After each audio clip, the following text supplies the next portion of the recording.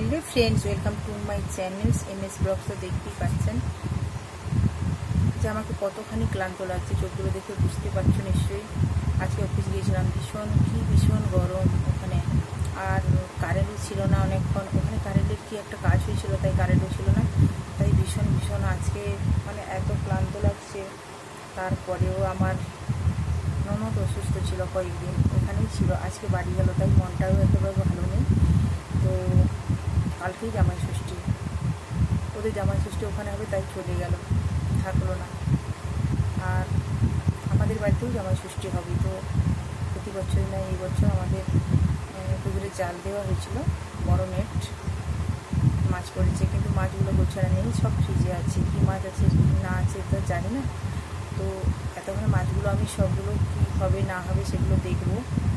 তো এত বেশি মানে গরম, ভাবছি যে মানে ভিজা ভাত থাকলে খুবই ভালো হয়, কিন্তু ভিজা ভাত খাবে না হয়তো, তোমাদের দাদাভাই খাবে না হয়তো, কারণ ভাতটা করে বড় মাছ আছে, ভাতটা করলে একটু ভালো হয়।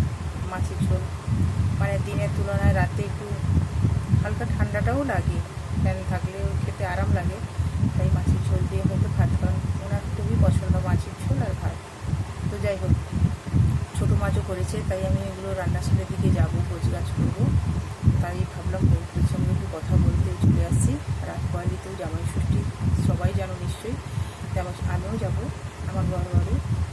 তো খুবই আনন্দের বিষয় জামাই ষষ্ঠী, মানে প্রতি বছরের একটা আনন্দ। সবাই অনেক আমার বোনেদের সঙ্গে ওর সঙ্গে দেখা হয় ঠিকই, কিন্তু এই বছর এত বেশি গরম যে আমার একবারে যেতেও মন চাইছে না, কিন্তু যেতে হবে। এই কারণে যেতে হবে, মায়ের খুব মন খারাপ হবে, তাই যেতে হবে। তো ভীষণ গরম, এত আমার নিজেরও ভালো লাগছে না একেবারে, আবার রান্না বান্না করতে হবে। তো ফ্রেন্ডস, অনেক কথা বলে বললাম, সো সরি। সবাই ভালো থাকো।